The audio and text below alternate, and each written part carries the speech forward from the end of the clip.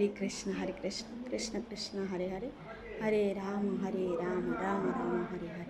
শিলা প্রভুপাদকে জয়, গুরুদেবকে, অনন্তকোটি বৈষ্ণববৃন্দকে জয়। তো আশা করছি আপনারা সবাই গুরুকৃষ্ণ করুণা ভালো আছেন। আমি আপনাদের আশীর্বাদ এবং ভগবানের আশীর্বাদে আছি। প্রতিদিনই না আজ আমরা শ্রীমদ্ ভগবদ্গীতা থেকে একটা শ্লোক অধ্যয়ন করব ধারাবাহিকভাবে। আজকে হচ্ছে 59 নম্বর শ্লোকটা। তো চলুন সবাই আমরা একসাথে অধ্যয়ন করি।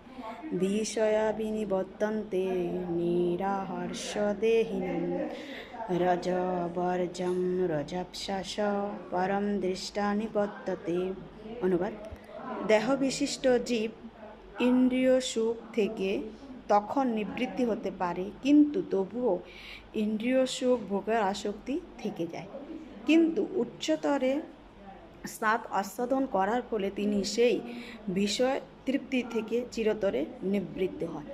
তো আজকের অনুবাদে বর্ণনা করাই রয়েছে যে আমাদের ইন্দ্রিয়গুলো খুবই স্ট্রং রয়েছে, আর আমাদের এই ইন্দ্রিয়গুলো তখনই নিবৃত্তি হবে যখন আমরা উচ্চতর স্বাদ আচ্ছাদন করবো, আর সেটা হচ্ছে এই কলিযুগের জন্য হরে কৃষ্ণ মহামন্ত্র। হরে কৃষ্ণ।